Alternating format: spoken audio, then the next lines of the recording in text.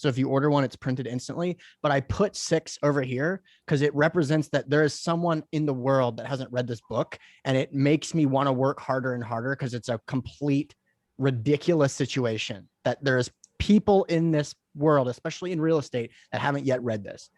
So that is what we're going to talk about today. Right. Remind us of the exact title of your book. It's called Raising Capital for Real Estate. And you can get it for free you got to pay for the shipping. It's raisingcapitalforrealestate.com. That's my big upsell. It's the $8 thing. So I'll put it in the chat just so we got to get started. Don't get it right now though. Just wait until later and then pull it up. You can do it. But so here's my background in the industry. I was very, very fortunate because I was born at a time that allowed me to graduate college right in the heart of the most significant price correction in the history of United States real estate. And so I start that story because if I was just a little bit older and I moved to California with the same personality, it'd have been very difficult for me to be sitting here because it would have been very difficult for me to understand who knew what they were doing and who was making money due to market conditions. And especially Christina knows what I'm talking about.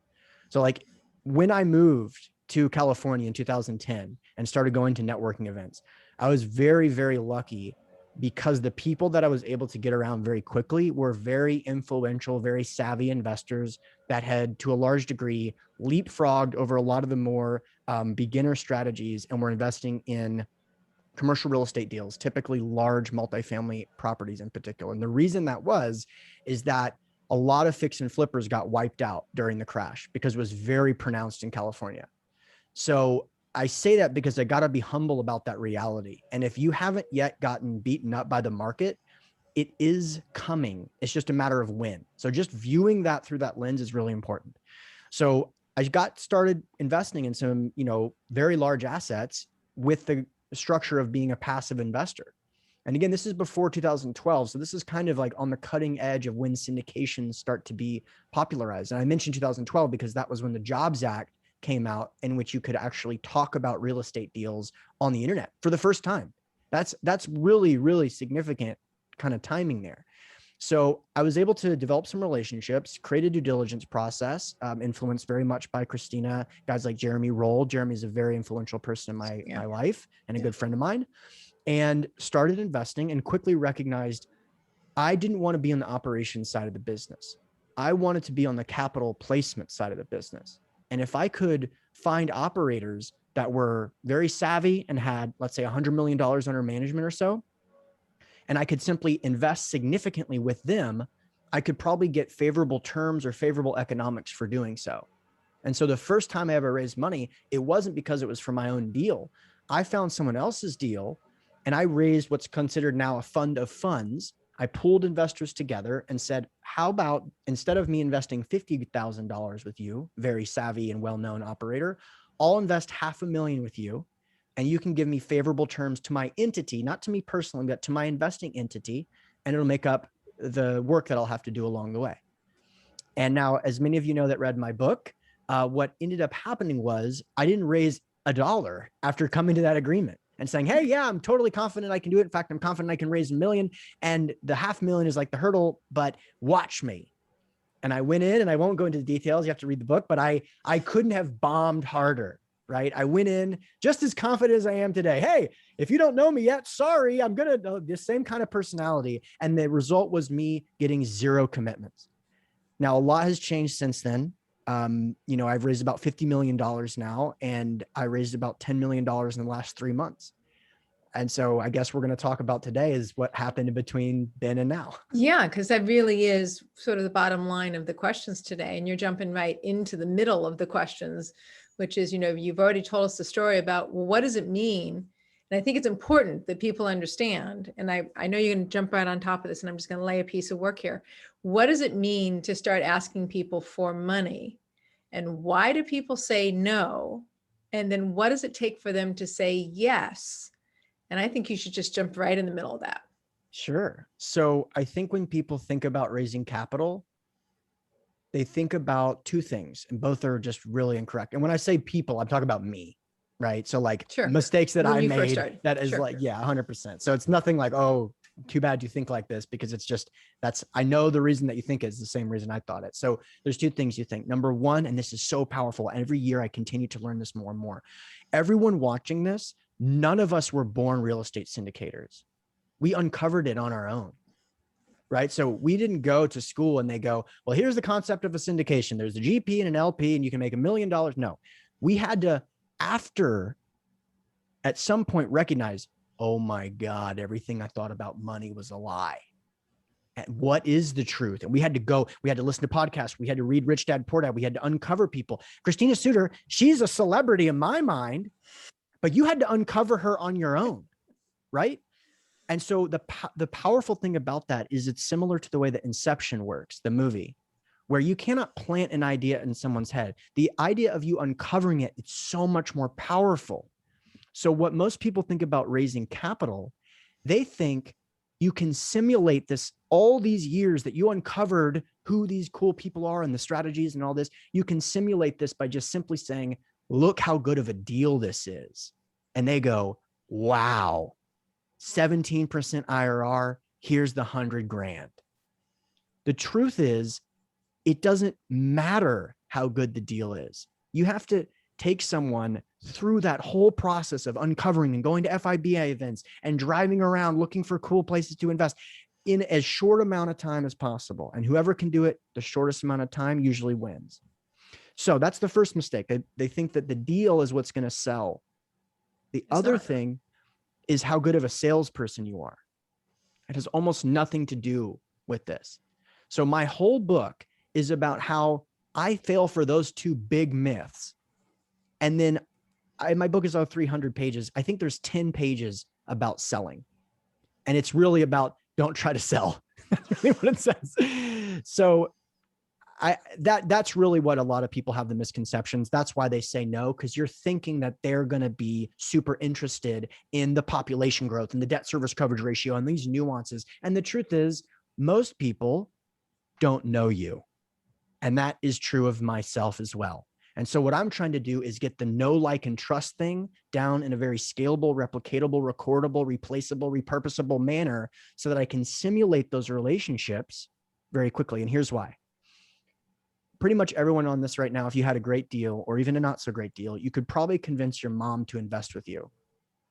And every time I say that, someone goes, my mom would never invest. Okay, fine. But most people maybe could get their mom to give them $25,000 if they had the 25. But it took you so long to curate that relationship that it's not a good way to build a scalable business. So I want to get people loving me like my mom loves me in as short amount of time possible. Well, like, know, and trust. So, I mean, the good news is, and I don't, this, and I'm just going to lay it out there as part of what you're talking to. I don't have to personally love you, Hunter, even though I do like you, Hunter, and I do know you, and I have established a relationship with you over time. And we know this, right? As you were a co-Phoebe leader for a while, I've known you before you even became a Phoebe leader. I don't actually have to love you as a syndicator, but I do have to trust you. I absolutely have to know you well enough. I don't have to love you, but I have to know you well enough to trust you. And because I'm speaking from the side of the investor, right? You're speaking from the side of the sponsor. I'm an investor and I've invested in multiple syndications.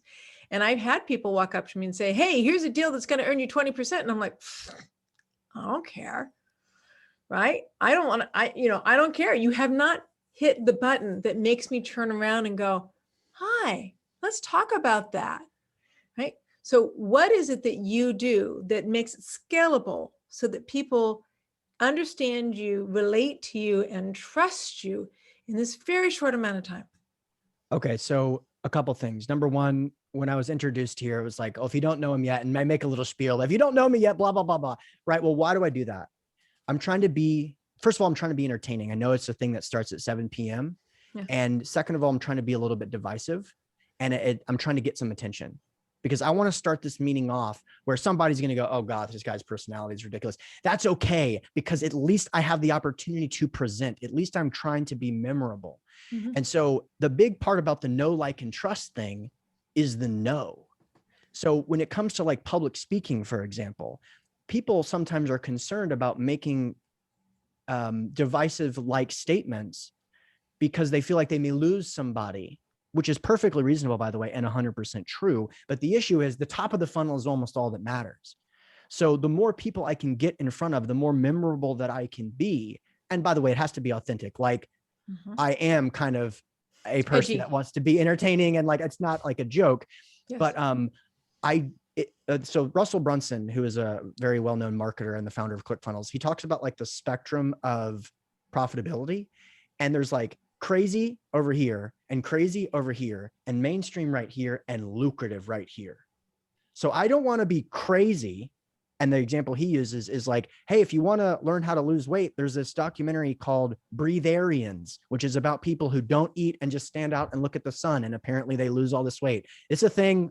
Google it. You'll figure out there's people out there. So that's super crazy and maybe memorable, but you're not going to make any money because it's too far on the spectrum. But someone like myself, maybe I'll make the argument, the deal doesn't sell. And I want to put you in a position to never scramble for capital again. So like those types of statements are more along the lines of like potentially lucrative. Well, Hunter, I wanted to say something real quick. First of all, I have so much respect for you and for what you've done. And just I know you're teaching a lot of other people as well. You have a mastermind that you're teaching people these principles. So I appreciate you sharing these with us. But I remember kind of what you're saying too, the idea of just being known.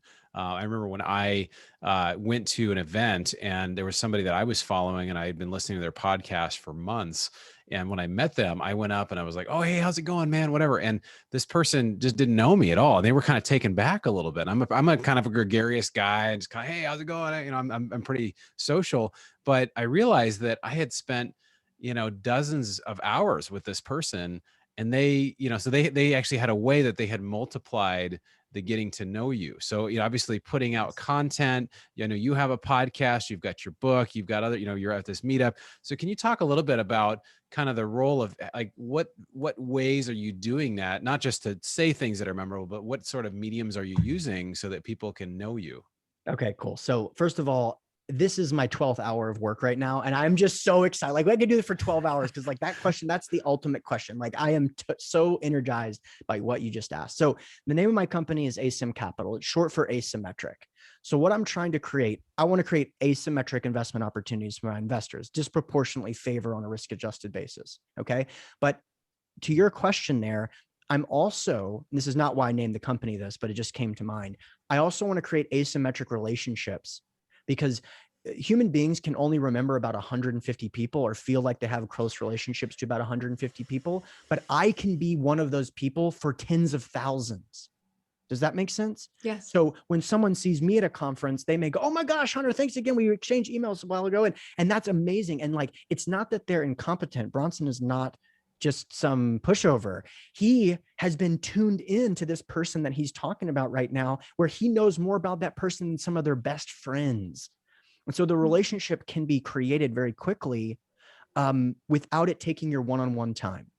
So I'll give you an example. Like this should be a big takeaway here. And maybe if someone wants to type this in the chat as I go, this is like a bomb. So one of the things that I do to create this super, super quickly nurtured relationship is I have like a thread of emails that's a little bit more advanced than most people will when they have an opt-in. So most people will, let's say, go on a podcast.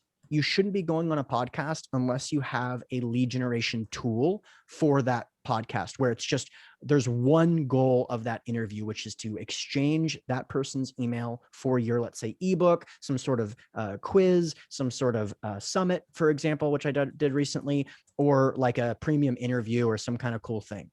So we all understand this concept of a lead generation tool. All right. So when I go on a podcast, I do not just go on a podcast to talk about myself. My goal is I want to give you some value, entice you to opt into something of mine and get that, oh my gosh, the email, my holy grail of my business. And then as soon as possible, I want to give you that thing, whatever you opt in for. So here's how it goes. Number one, here's the thing you downloaded. Here's the thing you requested, the download.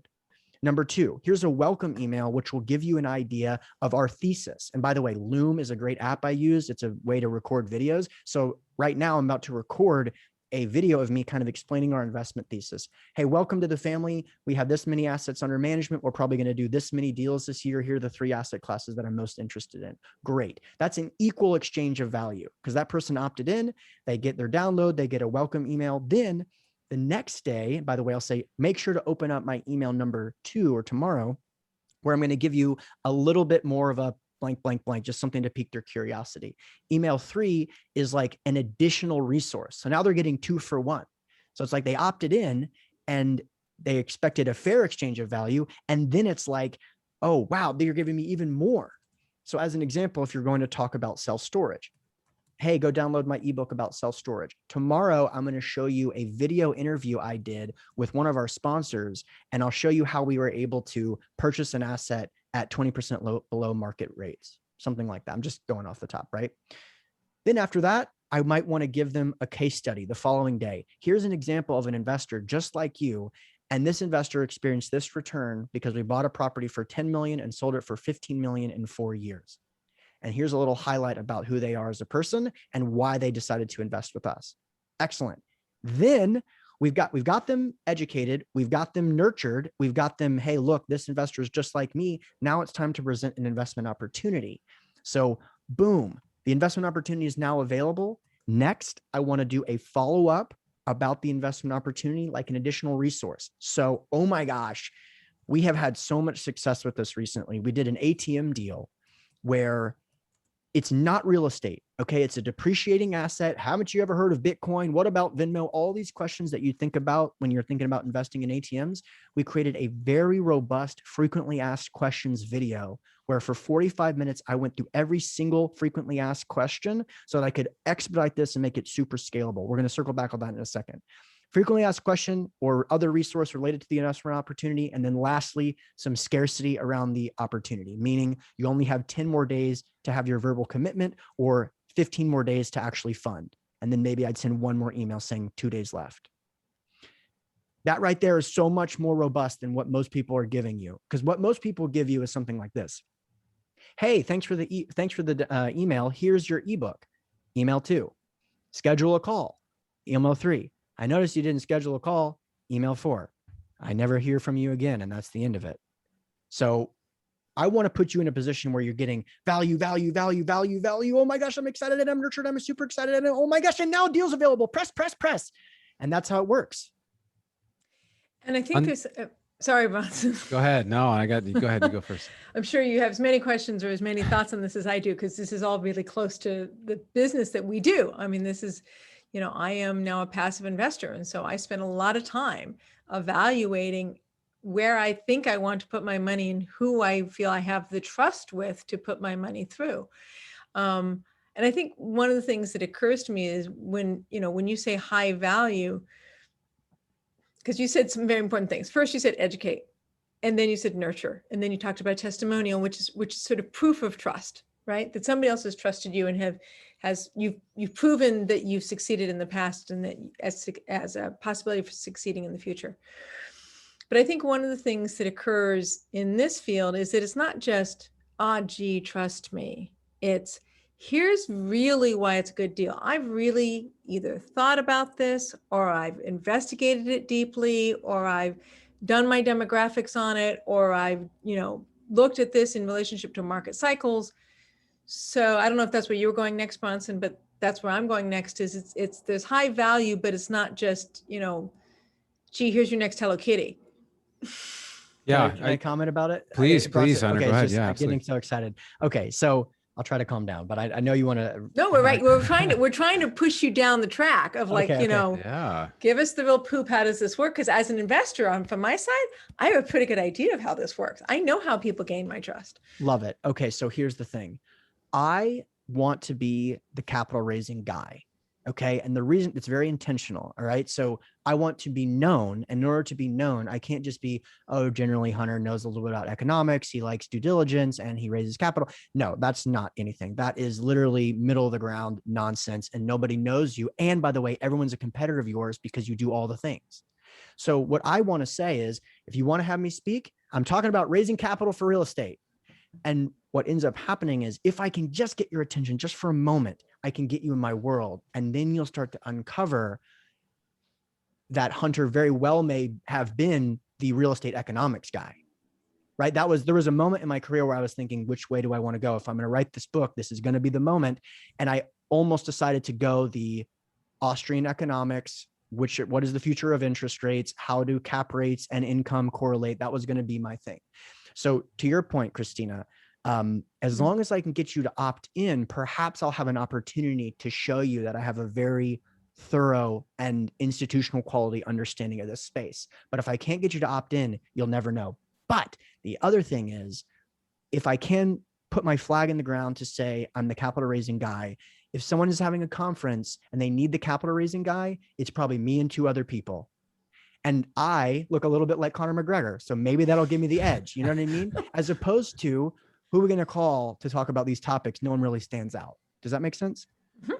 Yeah. So you basically, you've targeted, you've said, this is what I stand for. It's interesting too that, and I actually love to know, I have so many questions, Hunter, because it's just, you're just, like you said, you're the guy. So I want to ask you a lot of stuff on this, but going back to what you said before. So I love what you shared for your drip campaign, because anybody who's listening that, or is part of this, that does not have some sort of email campaign, is not doing something. There's simple ways, Active Campaign, there's MailChimp is super easy just to get people when they connect with you to opt in, but you're giving a lot of value. So I guess a question I have in relation to that is, you're sending them a daily email. Do you get some people after they get the report or the ebook, whatever, then they start getting an email on the second day, and the third day they just unsubscribe because they're like, I don't know if I want this? Or are you feeling like if the content of your email is good enough, they're going to get it and they're going to be more bought in?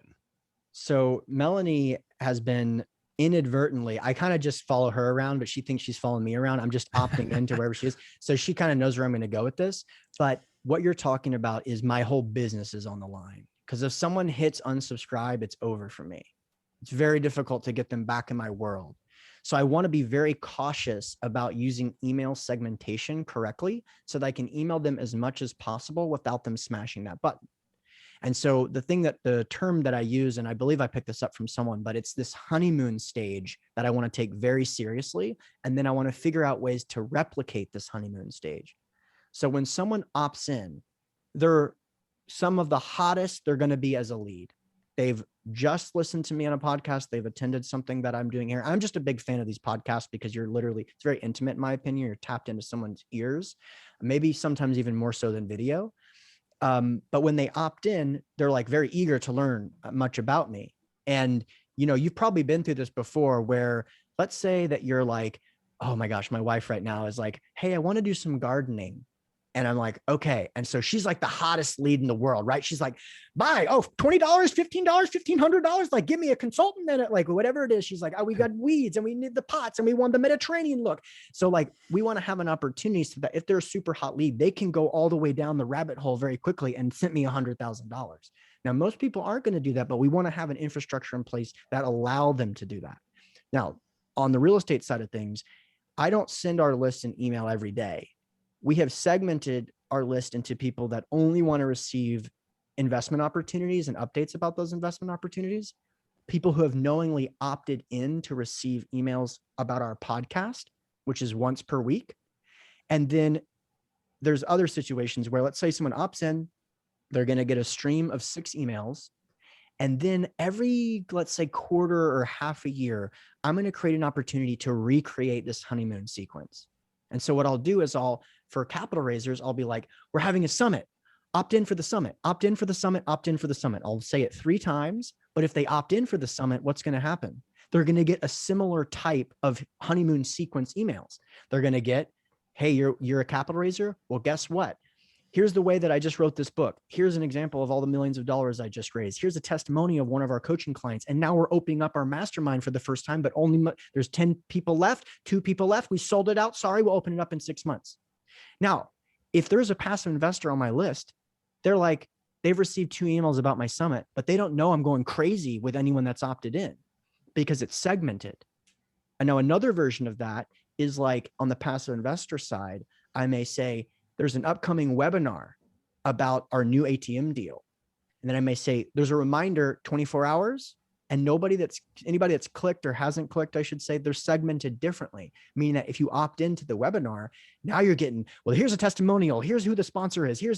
Does that make sense? Where I can, if you're warm, if you're interested, you're going to get a bunch of contact, but the people that are not being like, dude, this guy's going crazy. Yeah, no, that's great. I think I've heard you talk about this before, the idea of the honeymoon period, or, segmenting it in such a way, which I think is great. And now these email active campaign and other things allow you to do this, which I think is really wonderful. So let's talk a little bit more about, so you kind of, we kind of go back to what you were talking about how you put yourself out there. You said, I am this guy. I am the money raiser guy. Do you ever, as a money raiser guy, do people somehow ever say, oh, you're not as close to the deal because now you're on the money side? Because that's something that comes up for me sometimes, like, oh, you're raising capital. You're just part of, like, they don't see you as much as being a real estate person anymore. You're more of a financial person. Is that something that you face, or how do you position yourself, or how do you address that when that comes up? Yeah. So, okay. That's a really good question. And it doesn't hit me as hard in the heart that maybe it would have a couple years ago, because I've gained a little bit of confidence about my knowledge of the industry. But to say it another way for people that are not familiar, raising money does not necessarily mean you know anything about real estate, because it's a very different skill set. And that's why there's a lot of real estate companies that have two partners, one that focuses on capital raising and one that focuses on operations. So this is not what Bronson is saying, but it's basically like, dude, you spend your time focused on email marketing. I actually want to know if I'm going to get my money back, let alone a return on investment. And so, yes, that's a very valid thing, but it just so happens that I take the business very seriously. And like I mentioned previously, if I get the opportunity to have you opt into anything, you're going to uncover that very quickly. So as an example, we did not do any deals in 2020 that were real estate deals. We did one deal and it was a non-real estate deal. And it's not because we didn't have access to deals. It's because we're very aligned with our investors. We have a very sophisticated underwriting model, and we only create strategic partnerships with groups we want to invest with for decades. Now, that's nothing against anybody that did a bunch of deals in 2020, but like, I'm a very patient, pragmatic, systematic person when it comes to due diligence. And that eliminates a little bit of that imposter syndrome that might come up in that circumstance. Does that address your question, Bronson? Because I want to make sure. Yeah, it does. Because I think, there's a lot of things that are specifically around raising capital that are very different than, yes. I've got a small multifamily and it's a different path, right? So I can be, my first deal I raised $100K for. Now I've been patient. It's been since September, we haven't had a single deal, but we've got two right now at the same time. We're raising a bit of money for those, and it's exciting, but there's a process that goes in that a lot of people don't see, where you have to be very selective as a partner of like, who do I want to attach my name to, right? You want people to have a great experience. And I'd love to, because I think what you're saying as well is talking about the experience of investing. So when they invest with Asym, or they download a lead magnet, or they do something, they have a certain type of experience, right? They're getting interacted with a server. They're getting a lot of value. And so, if they have a great experience, they're going to hopefully invest in every deal you do. They're going to refer all their friends, all that kind of thing. Can you talk about maybe a little more, I think for people, because I think there's a lot of people that are kind of just starting out. Maybe they've raised a little bit, maybe they haven't, maybe they're kind of like, less than 500K, but what's something that's kind of helped you to get, beyond that, to get to where you're saying, oh, I know now I can raise millions? Is it just simply scaling the platform and putting more things of value and with your book and that kind of thing? Or what are some things that can kind of get people to that next level? So, when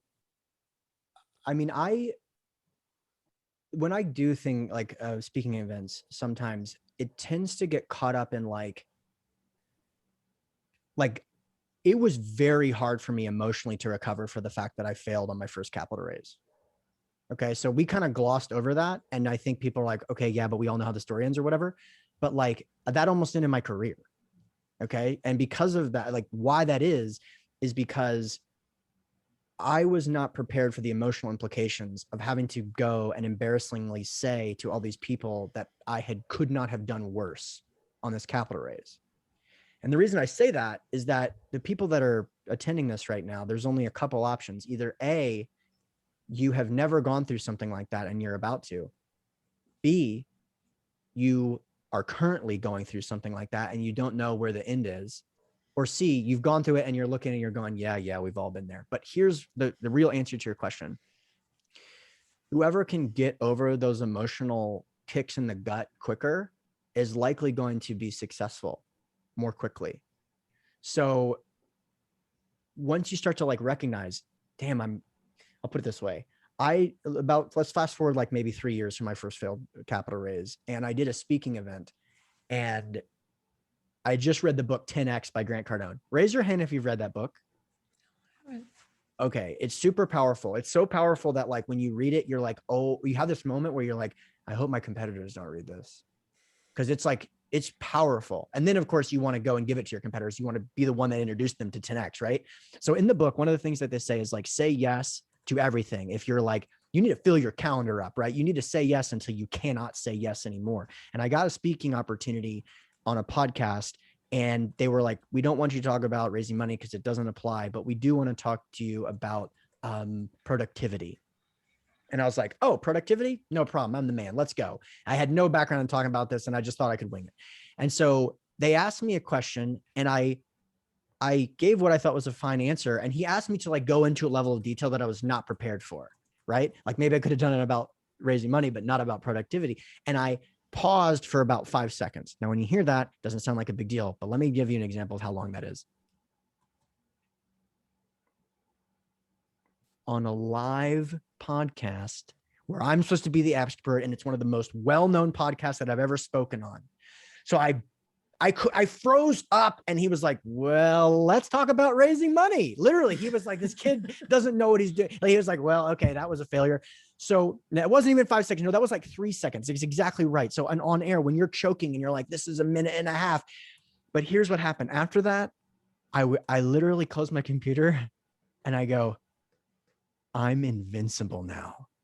Because it didn't affect me. I knew my wife still loves me. I had a little bit of momentum in my career. And then it was like this new thing where I was like, oh my gosh, no matter what happens, I can get over it faster. And dude, that bomb on that podcast was way more public, way more financially, the implications were way larger than my first bomb, which didn't matter at all. But I had gotten to the point where I recognized anytime you get punched in the heart, you're like on the brink of unlocking the next level. So that wasn't a pragmatic answer to what you asked, which is like, what's the difference between then and now? But it's like, who can recognize that you are invincible and this stuff doesn't matter on an asymmetric basis? It's always the right thing to do to make moves. Does that mean to do every deal? No, it just means to go after it constantly. And I can give you some pragmatic answers, but that's the actual answer. All right, I want to add something to this. And Bronson, you're on mute. So here's something that I've said many times, and I discovered this, I don't know, earlier in my career. The willingness to be a leader in your field is probably more than 50%, if not 75% of what makes you a leader in your field. The willingness to stand in front and to say, this is what I've experienced, and this is what I know, and this is what I've researched, and this is like the willingness to stand and hold the stage and be on the podcast and create the emails and be a resource for other people to depend on and for other people to go to. And then the need inside yourself to step up to that level is 75% of what will make you a leader in the field. Somebody else might know more than you. And Hunter's going to laugh about this. He's like, yeah, Christina, people know more than you. And we all know that. But somebody's going to know more than you. And the people do know more than me. It's really, are you willing to make a mistake and stand in the middle of your mistake and be seen in the middle of it and keep being willing to be right the next time? And and that's what you're talking about. It's just being in the heat of, I'm willing to be a leader. So I want to say one thing real quick, and I was emphatically going and I was muted. And so it was just like, I couldn't get it out. But, no, there's a quote by Michael Jordan and it talks about this. It says, I've missed over 9,000 shots in my career. I've lost almost 300 games, 26 times. I've been trusted to take the game winning shot and missed. I failed over and over and over again in my life. And that's why I succeed. So, for me, my background is sales. If you're not willing to get your teeth kicked in periodically, but if you really want to be somebody who's going to go out and raise capital, I know, Hunter, you've talked about this before, that you've talked about, you just got scrappy and you just figured out however you could find other ways to do it. And Robert Kiyosaki talks about it in his book. It's called Before You Quit Your Job. He says, as an employee, you're basically trained to not make mistakes, but as an entrepreneur, you have to make mistakes quickly and then learn. Okay, this worked, we got to change this, we got to do this, whatever. And so what happens is, if you're not willing to do that, you have a call with an investor, it doesn't go well. When I first started talking with investors, I didn't know what to say. And then I kind of started to get a talk track going. And then after 100 of them, I started to get pretty good. And after 1,000, I was like, I know this conversation well. I can figure out who I'm talking to. And it's just repetition, right? But you don't get that until you actually do it, and you do it, and you do it. And so I love what you're talking, because it's really like a story of persistence, right? It's not just motivation. It's the idea that I'm going to go out there. I'm going to try it. I'm going to keep trying. I'm going to keep working at it. I'm going to keep honing it. And you've said some statements here that are kind of Grant Cardone would be proud, right? You're like, I want you to know who I am. I want to be the best at this. I'm one of 2 or 3 people. And it's almost like you have to have that kind of confidence to be able to do this, right? Because people want to invest in the best. They don't want to go to a second tier type of person. They want to know that you are putting 110% in it, and you are fully committed to it. And that's why, again, I think this is just one of my thoughts. I share this is that MailChimp account. The other thing that you're telling your story to people that know you, because they've known you for years, they're friends and family, but they don't know that you're a real estate person. I have a friend named Cody, and I said, Cody, you got to tell him you're real estate Cody now. Okay. You're not just Cody, you're real estate Cody. You're not sales Cody, you're this guy. And so the idea of branding yourself as well. Hunter, I know you could probably go a lot of directions from that. I want to hear more thoughts. I mean, you're just giving us all these kind of nuggets here. Yeah, it's very difficult sometimes to take your friends that saw you throw up on St. Patrick's Day and get them to give you $100,000. It's not you. Okay. It's just common. So I would highly suggest building out someone that attracts people that doesn't know that you did that. And that is a good way to do it. And so I thought, I was very fortunate to like the time that I tried to raise capital. I was very fortunate based on like, who my family was, the fact that, I could get into maybe I could have like someone that was in a country club, like share the name of who I was, and maybe they'd come to, so I get $30 million in a room. And I thought that was going to be like a launching point in my career. And I had all the advantages in the world. I mean, not to mention like being born in America, having access to the internet, like all these things that we kind of take for granted, and it couldn't have gone any worse. So I realized, dang, if I can't do it, this is going to be hard for other people. So what did I do? I built out a platform to attract people who are already nurtured. So I didn't have to kind of convince them that investing in syndications, for example, was the right thing to do. And then from a pragmatic approach, I really do suggest everyone on here first create a lead generation tool. I like ebooks because they're very inexpensive and you can write them yourself, and then go on Upwork, pay $100 or more from a graphic design standpoint to create your first ebook. And the easiest way to do this is say 7 things you need to know about blank, or something like, is multifamily actually recession resistant? The 7 things most real estate investors haven't thought of, or something like that. And 7 things is really easy. Once you create the chapters, by the way, you're going to go, oh my gosh, it's so easy to do. And you just start filling it out. 1,000 words per each one of those 7. And you have your first ebook. Then I want you to do something very, very specific. I like to actually hire an executive assistant on Upwork for someone in the range of, let's say, $20 an hour, but you can also do this for $10 an hour. Have them research the top 200 podcasts in real estate and put them in a Google sheet, and then have them put the information of name of the host, email of the host, name of the podcast, number of comments on the podcast in iTunes, and then sort by the number of comments and start with the zeros and go out and do your first podcast tour. Like, start with the least popular shows. Trust me, you're going to bomb. That's fine. It's going to be the worst one you've ever done. And then work your way up, and you'll get momentum. And eventually you can reach out to me, and we do $25,000 downloads a month, and you can come on our show, but you got to get the momentum. You got to build the career. In a couple of years, you'll be able to do it. And that's really how I did it. My podcast started by just having friends that I was close with, and I worked my way up to, we just had Cameron Herold, who's the author of my favorite business book, Double Double. He just spoke at our mastermind.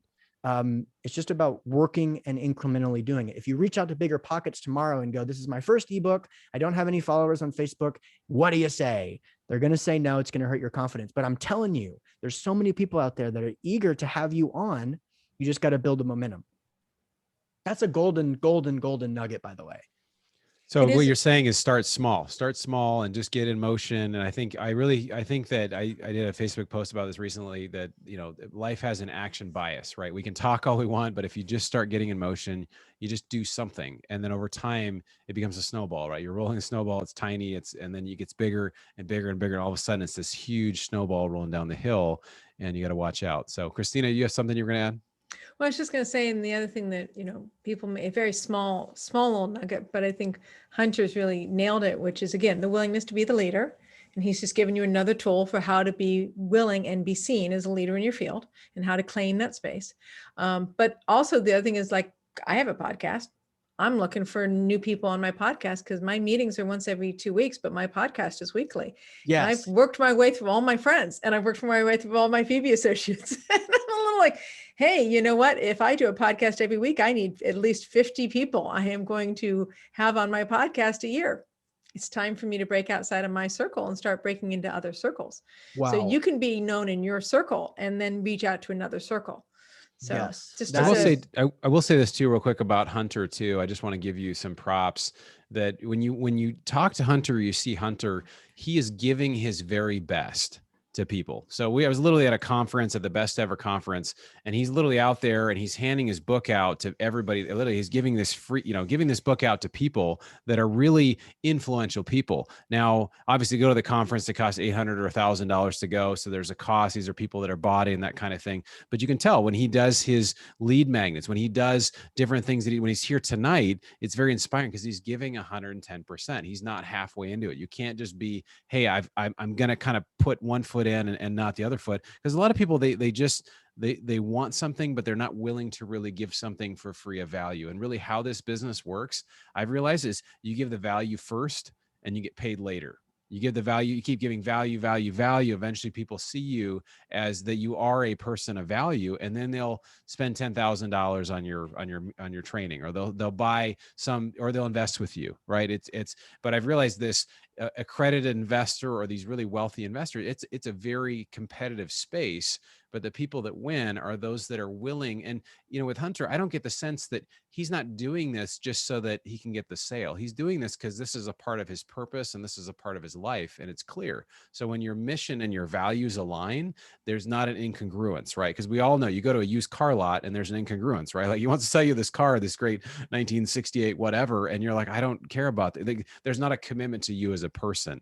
And so that's the thing I think about Hunter that I've appreciated, is that is congruent. I think that's one of the reasons you've been very successful. And so I just wanted to say that. Okay, I'm going to ask a very sort of practical question. So Hunter, if you've got a podcast and you've got the willingness to be on other people's podcasts, and you've got your sort of drip campaign, which is very carefully organized, which one of those would you consider to be the highest or most important? Or can any of those exist by themselves? Because it's a lot to take on. If you're brand new to this and you're like, hey, I'm going to be a syndicator, then that's a lot to take on. Where do they start, and what's the most important pieces? So you should first be like willing to accept that this world of raising capital is not about going around convincing people to invest with you. It's about creating what people refer to as a funnel to attract first, educate, nurture, and then close. And closing is about 10% of that. So imagine it like this. It's an inverted triangle. Attract at the top, then educate as quickly as possible, then nurture through these follow-up sequences that I mentioned, and then close at the bottom. And that also is proportionately how much you should be spending your time on, which attracting is the most important thing. So think about it through that framework. Then from there, I would go out right now and create a lead generation tool, a lead magnet, something that people will exchange their email address for. The next thing is I would create an email sequence of 5 to 6 emails that outline what I just outlined. And then from there, it's time to go out and do this podcast tour. Like Bronson mentioned, like the $10,000 idea, like that's it. I mean, I can talk about that for 5 days, but like, if you can figure it out on your own and do what I just outlined, which most people will not, by the way, which is why it still works, you're going to have success. And by the way, you can go and do a bad job of this and it's still going to work better. It's just a very favorable on a risk adjusted basis. When you're starting to really scale and do things, you got to search who are the most successful speakers in real estate. And I think that I know that someone's probably familiar with this story, but I actually, in 2018, I was asked to speak at Best Ever. And I spoke about due diligence, which it was a very, very detailed presentation that was like all value, like 15 minutes. It was a 3.5 hour presentation that I parsed down into 15 minutes for Best Ever. And I just was like, what's up? I'm Hunter. Here are the 7 stages of due diligence for 15 minutes, and was like, mic drop. What's up? Call me. And I thought I crushed it. And then after the fact, I reached out to the owner of Best Ever and was like, I'm looking for people that are going to be great guests on my podcast. Can you send me like the list of speakers and the ranking of them? Because they surveyed the audience afterwards. And so I download it, I look, and of course I do the first thing that anyone does is look and find out where they are. And I wasn't in the top 1% or 5% or 10% or 20% or 40%. I was in like the top 50%, which was, to me, I was like, what is going on? Like, that was not aligned with my view of how I did, right? Not only that though, they asked them to rank them, not just on the session, but the speaker themselves, where they said super knowledgeable, competent, not competent, and least competent. And somebody voted for least competent. I was the only person that got that vote in the entire conference of 60 speakers.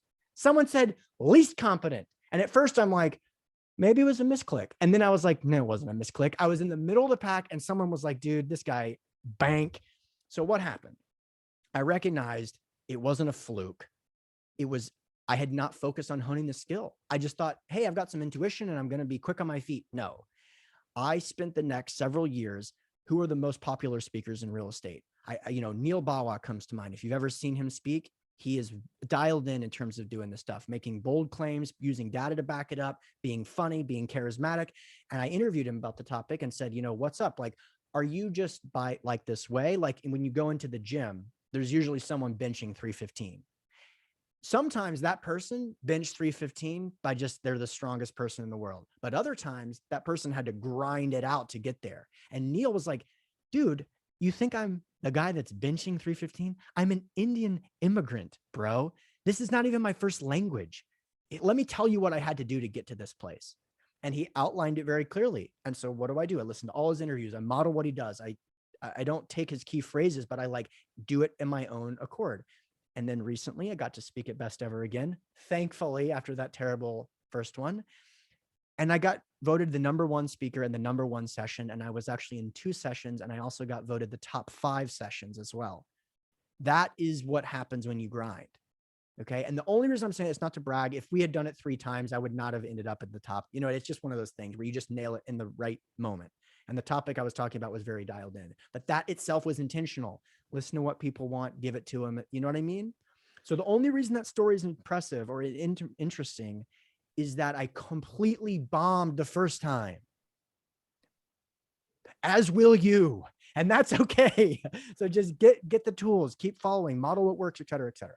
So, hey, Hunter, we're gonna take some questions here in a minute. Go ahead and drop your questions in the box there. I want to make a couple comments. So Robert Helms from the Real Estate Guys, I'm a part of their group, and he talks about anything worth doing is worth doing poorly. Kind of the idea that like you just start doing it and then you have to learn and you figure it out. So you had this experience and then you learn from it and you were able to grow. And you mentioned Neil Bawa.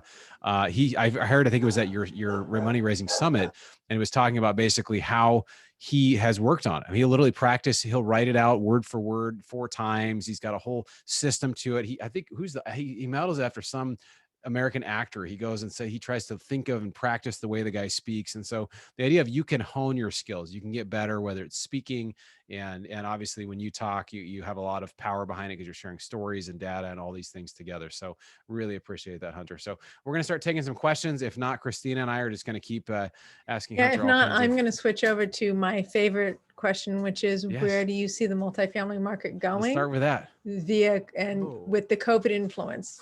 Okay, can I say one thing about the dominoes real quick? Because he mentioned something that I really like. Go for it. I'm going to mute because my dog just showed up. No problem. I can talk about the economic side of thing, which I'm excited to do because all the marketing makes me seem like a little bit of a little like dancing monkey or whatever. But the reason that stories are compelling is it allows me to predict what dominoes I must knock down in order for you to take the action that I'm trying to help you take. Okay. So in the story about Neil Bawa, if he had been like, dude, I'm always been the best speaker, it doesn't help us get anywhere. But since the story was, no, this was really challenging for me, I can knock down the domino of you potentially thinking I'm not a gifted speaker. Does that make sense? And it's the same concept for capital raising. why we had that very detail-oriented, frequently asked question video, which is very grueling for me to make, is so that I know what all the dominoes are. Why would you invest in ATMs? Why is it a depreciating asset? Not just from a tax standpoint, from a value standpoint.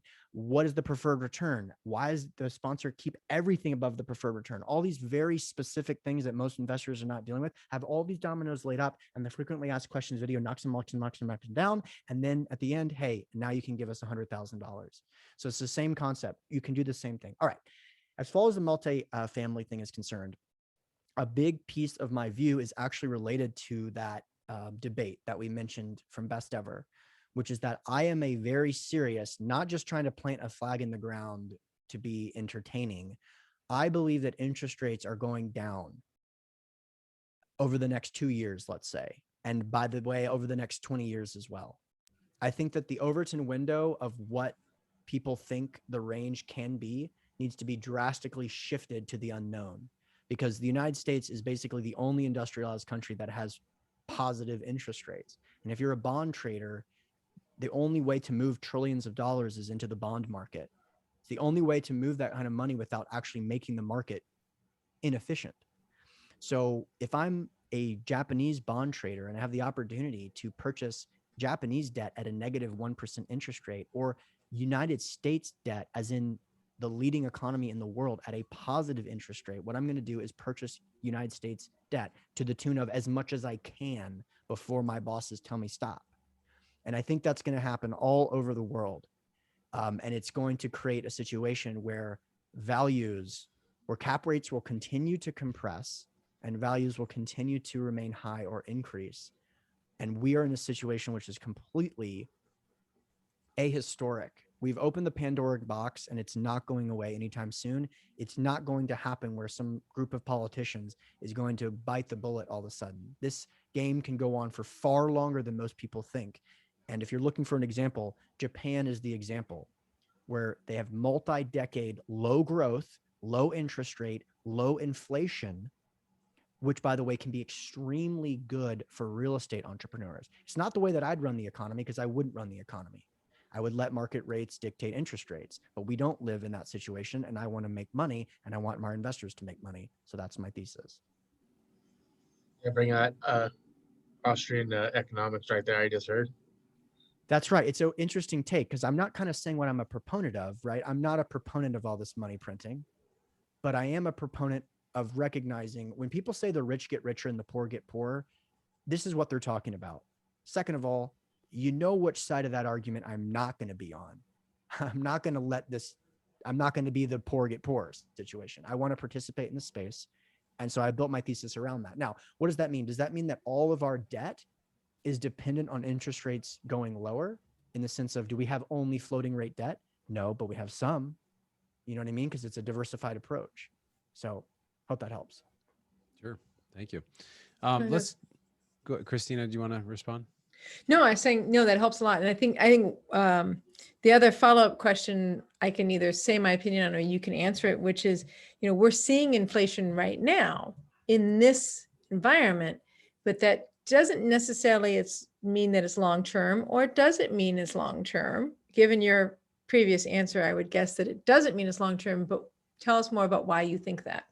Yeah. So why are we seeing inflation now, and why is it going to disappear?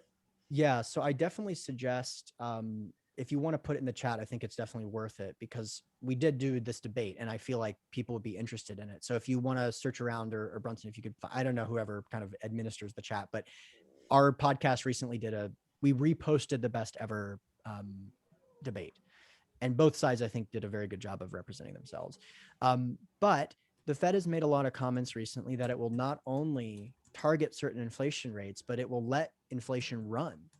And so you have a very interesting situation, which is very ahistoric. You have this target of, let's say, 2%, which, by the way, has only been hit like once in the last 30 years. And even then they say, well, we'll maintain rates lower to spur economic growth.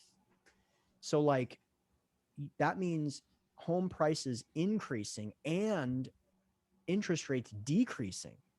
And I don't mean because of each other. I mean, unrelated to each other, right? Inflation is creating like the velocity of money and such, which is going to go directly into the financial markets first, and then it leaks itself into kind of the rest of the market, meaning like food prices and such. And lastly, like the comment about inflation, we are seeing prices increase on commodities, for example, but those are very volatile. And the Fed is managing the largest economy in the world, meaning that they don't really make decisions based on lumber prices, for example. It's a massive barge. And so when they say, I'm sending the market a signal which says we're going to let inflation run, they don't go, holy crap, look at copper, hit the button, smash it. No, they don't do that. So we as investors like real estate because it moves like a barge, and the United States economy is kind of similar in the sense of it doesn't just wake up one day and it's gone, right? Yeah, That's no, can be some kind of stock market. it's a Titanic, and it's a Titanic that's made up of a lot of different elements. And there are certain elements that can fluctuate faster and easier, such as construction, the cost of construction goods. Things that have disrupted delivery systems are going to experience greater inflation. But that inflation doesn't necessarily mean that is going to be sustained, that there's an actual problem in the creation of that good itself, right? So when you're looking at something like a COVID, where you're seeing a distribution problem, right? Or you're seeing a hyper spikes in activity, right? Like home, construction, gardening, right? All these spikes of activity doesn't mean that gardening is going to stay just as popular as it is right now. Gardening has been unusually popular in COVID because people are spending lots of time at home doing gardening and other things. And so, it's sorry, I just got distracted by Bill's comment, like the Titanic, it sunk. You're funny, Bill.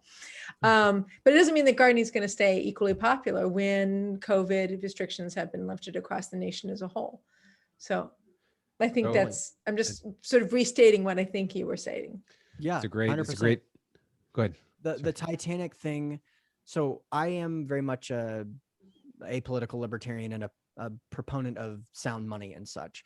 So there's a lot of my people that share my worldview that have anticipated like hyperinflation and also this massive like collapse, that they just are continually wrong and wrong and wrong. In this world, you cannot be wrong like for 3 years in a row, especially as an entrepreneur. You can't just sit on the sidelines for 3 years while your competitors double the size of their company over and over and over again.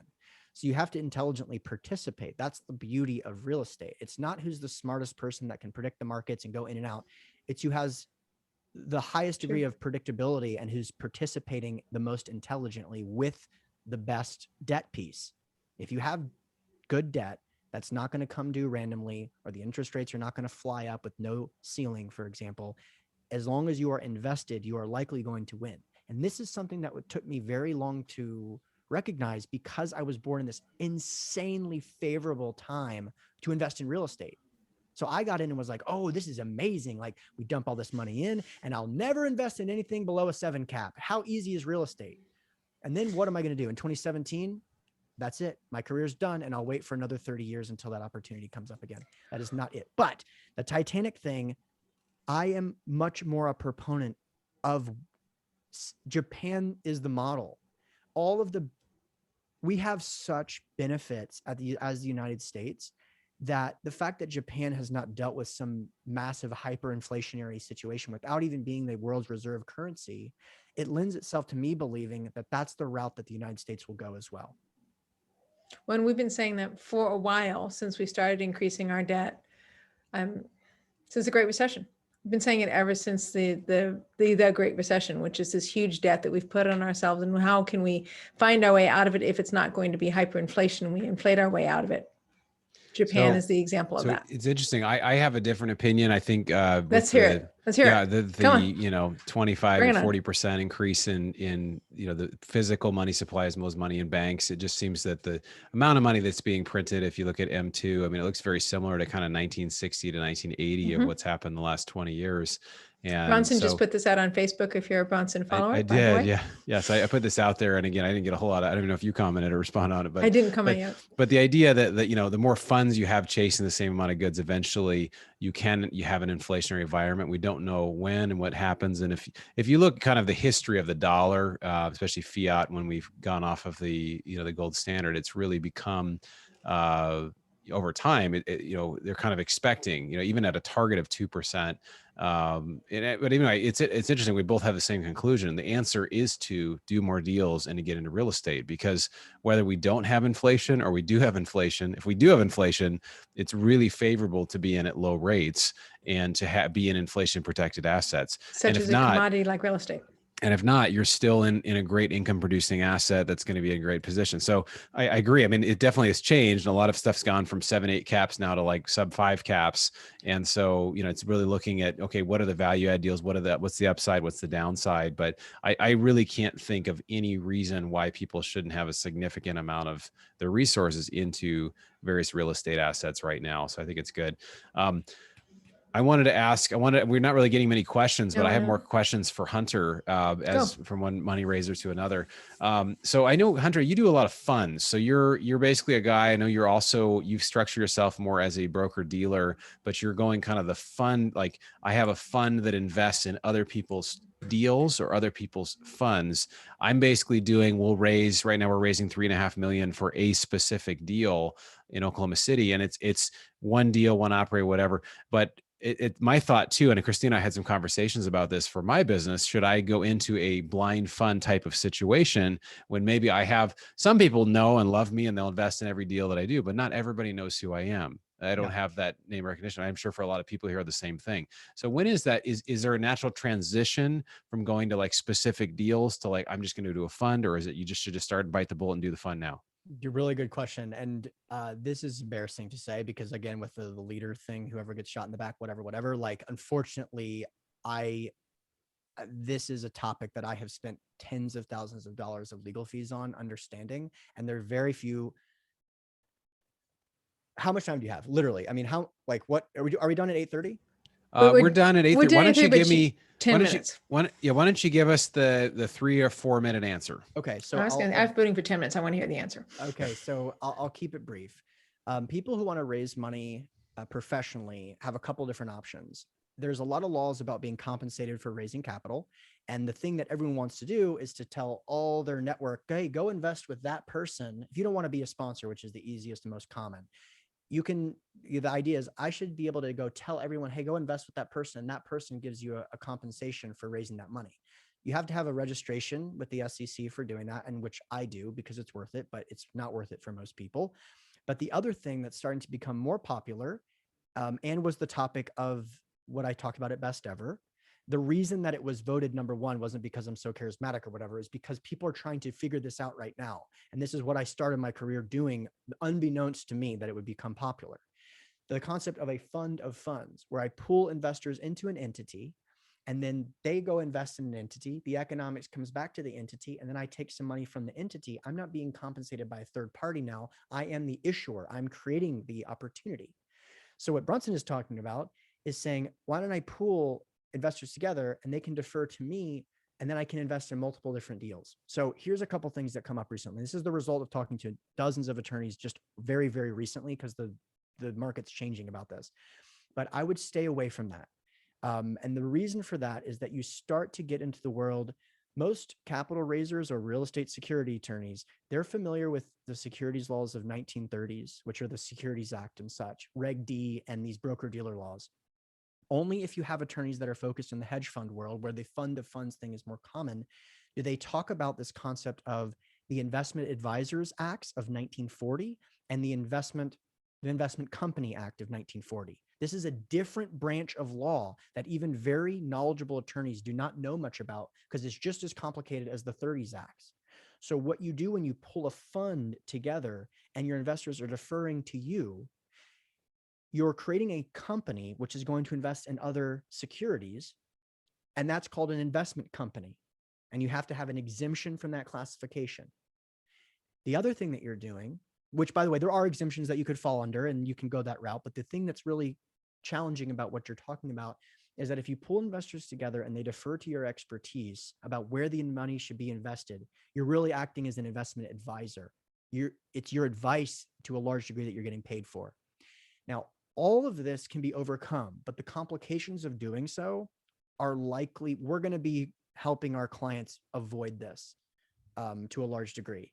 And by the way, this is not legal advice at all. This is my personal perspective after talking to, let's say, 10 attorneys. By the way, the first attorney that I called about this was like, absolutely you can't do it no matter what. The second attorney said, absolutely you can't do it no matter what. And I go, I'm going to go one more. The third attorney said, those two people who are leaders in the industry don't know what they're talking about. And I go, I guess I do one more. And I just kept going until I understood what the perspective of the market was. And that's what you just got in a summary. Wow. I feel like you're like a top. We could just like get ready, wind it up and go. And you can literally just talk for just pick a topic and say, okay, go. You got 10 minutes. Next time we're going to do Phoebe Pasadena like all night. No, we're going to start at 7 p.m. We're going to have you talk till midnight. And then we're just going to do happy hour because we're so loopy afterwards. So we actually do have some hands up. So Melanie, do you have your hand up? You want just a question, and Bronson, or sorry, Hunter, I want to get your take on this. I follow Hunter a lot. I show up in his clubhouse. I owe him money, I'm sure. I'll get it eventually. For all the knowledge that he's given. But I've talked to multiple SEC attorneys as well. I'm going the SPV model. Part of that was because of you at BEC. Cool. Actually, IREC first and then BEC. It was the same presentation, but you can hear it, multiple times and pick up new nuggets. But anyway, simple question. Due diligence fee, syndication fee, if your SPV is charging a fee to the GP, your take on that? I'm hearing you're pretty conservative on it, but I've gotten different answers. So I'm just curious. Yeah. So you're going to have to break down some of that languaging, Hunter, for us, because not everybody knows what that languaging means. Sure. And again, I'll try to keep this brief because okay. I know we're supposed to end at 8:30. So in the world of the SPV model. SPV means? Oh, excuse me. Special purpose vehicle, meaning the fund of funds. And don't get confused, meaning that just because it says fund means multiple properties. No, it's the terminology that's associated with creating an entity whose main purpose is to invest in another entity. The industry just calls that a fund of funds. So what Melanie is asking is, if I'm creating a fund of funds and pulling my investors together and I invest in someone else's deal, can that main entity that I'm investing into give me like additional economics? Not just like a more favorable split or a higher preferred return, but something like an acquisition fee. Can they pay me that? The way that I would describe that, I want to stay away from compensation because you're not supposed to be compensated at all. I would describe it as a reduction in fees, and you can keep more, for example. Another way to do this is I don't want anyone to pay me an asset management fee to my entity because I'm not managing an asset. I could get a reduction in the asset management fee. So that would maybe provide more cash flow so that you could pay for fund administration. And then the investors that are investing with you could get a similar cash flow or the same cash flow or even better cash flow than those who went invested directly. So I wouldn't think of it as you getting paid. I would think you would be getting a reduction in the acquisition fee or something like that. Now, can I say one more thing? Because it'll probably clear it all up. I don't do any of this. What I would actually do was charge the investors an acquisition fee from them. Not go to the GP and have the investors send money through your SPV to the GP and then them send money back to you. I would basically go to the investors and say, guess what? I got a great deal. As opposed to going direct, which would be a 70-30 split, our entity is going to get instead of going direct to the sponsor, which would give you a 60-40 split, we have a deal with them where our entity is going to get a 70-30 split. I'm only taking 5%. So you're getting a 65-35. You're getting 5% better if you had gone direct. All you got to do is give me 2% upfront of what I raised. That's a very reasonable structure that is likely going to be more and more popular. Now, if you're an operator and you're sleeping because it's 8:30 p.m. and maybe you're on the East Coast or something like that, I totally get it. But this is the key to raising millions of dollars for your deals because you want to incentivize Melanie to raise this million for you so you don't have to. And this is how we do this. We have two classes of shares. One for everyone that invests $50,000. But if you invest $500,000, you don't get an 8 pref, you get a 9 pref. And as opposed to a 60-40, you get a 70-30. And my goodness, you're going to be shocked at how many of your friends all of a sudden, here's the $500,000 because everybody likes a good deal. Even if they have to pull some investors together to do it, it's going to be worth it. Well, Hunter, I think that's great. And this is a rabbit trail. I've had conversations with you and with Melanie about this, special purpose vehicle and other things as well. So I really appreciate, I mean, again, we could go on here all night. I don't know if you have time to jump over to the Kumo space. We're going to jump over there in a minute. So we're going to, it is going to be pretty cool. If you have been over there, you'll check it out. I just put the website into the chat here. I think it was through the IREC event that you kind of helped co-sponsor that I discovered that. So it's been great. So we're going to head over there. That's Bronson. It's kumospace.com/Bronson. And there's 2 rooms there. If you don't like one room, you can jump in the other. I think there's plenty of room for everybody. We're going to wrap up here in 1 second. Just wanted to share about the next couple events here coming up.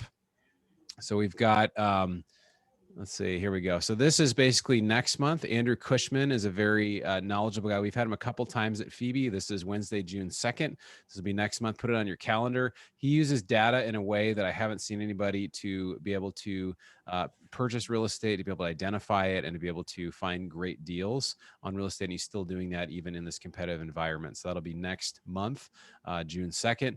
And then also we have a deal coming up, Bronson Equity. We do a free monthly series where it's a panel. And so Mark Kenny, Brian Briscoe, and Cody McLaughlin are talking about what a great multifamily deal looks like. So if you're interested in saying, hey, I want to invest, or I'm interested in, even as a sponsor, co-sponsor, partnering with people, learning about underwriting and what makes a deal a great deal, that's going to be Wednesday the 19th, and all the information about that in the future. So we'll go ahead and stop this here. Again, Hunter, we wanted to say thank you so much. I know you're a very busy guy, so appreciate you so much coming and sharing. And it's just really a delight. And again, we live so close, but I feel like just even seeing you on these, you're able to really give so much value to so many people. So thank you for that. Christina, did you have anything you wanted to share before we jump? I wanted to thank Hunter as well. I just really, since I've known Hunter for a little while, I just love the story, Hunter, that you've given of because, I first met Hunter when he was new to the field. And so I love the story of okay, so what am I going to do here? Okay, so I'm going to do this. Okay, I fell on my nose. Now what am I going to do here? And the choice to double down and to swim upstream and to say, I'm going to, take this by the whatever body part you want to call it.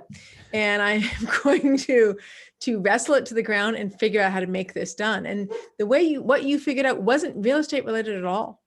And I think that's very important that people understand this is not real estate related. What you figured out was how to build trust and knowledge and familiarity and with people so that you could do what you already understood, which was real estate. Yeah, 100%. And I appreciate the compliment, obviously. Just to speak to that real quick, I know we got to run, but as a closing remark, you have to be super dialed in as far as when to persevere and when to pivot and when to just tell everyone to stop bothering you. And so there may be times when people you really trust are this is not going to work. You probably shouldn't start a real estate company in 2009. But guess what? It was the most lucrative time to start a real estate company. Okay. But at the same time, about 6 months before that, I said, I'm going to start a blog. This is a true story, which I've never talked about publicly. I'm going to start a blog called fwordmycity.com. And it's going to be a blog where people take funny photos of things that only happen at their city. And that's how I'm going to make my first million. And that was a bad idea. And I got the feedback from people I respect, and they said, that's not a good way to make money. It's not lucrative. It's not scalable. You see anyone making good money doing blogs, blah, blah, blah. And that website, thankfully, I don't own it. But that was a good opportunity for me to absolutely pivot. So just keep that in mind. You got to be on this pivot, persevere, persist kind of metric. That's where all the money is made. It's on the crazy to me mainstream scale, right? Absolutely. Hunter, Yep. And how can people reach out to you? I know actually one way you can connect with you, I think you're going to jump over to the Kumo space here for a few minutes. So sure. I'm sure you'll have a crowd around you there. So, but awesome. Let's go ahead. And at this point, I think there's a couple links in there for Hunter's LinkedIn. And then I'm trying to put your links in there right now, Hunter. I have, my book is available for $7. And then I have a webinar that's about the concepts we talked about today and our mastermind, by the way. And it's right here. You can check it out. It's in about a week. And, it's cool. I'll see you guys later. Raise capital for realestate.com. Okay. I was sending them to your Cashflow Connections, but Raise Cap. So both of them, they can find you, but raise capital for realestate.com is the one that you're suggesting people can reach out. That's exactly right. Okay. So let's, Hunter, why don't you go ahead and jump over to the Kumo space there, and then we'll have everybody else jump over too. And if you get over there first, you might be able to. Oh, and Alex, I'll show you the picture of the dog over in Kumo space. So Christina, I can hang out in Zoom land here for a little bit till everybody jumps over, and then we'll see you guys over in Kumo. And so it's good stuff. So we'll figure out who's just been have their computer on. Don't forget, people, you have to leave. If you have problems with your audio, you have to make sure you've left a Zoom and then go into Kumo space. I'm going to grab a drink and then I'm going to head over to Kumo space. Bye. I think it sounds like a great idea. Okay, cool. We'll see you guys over there.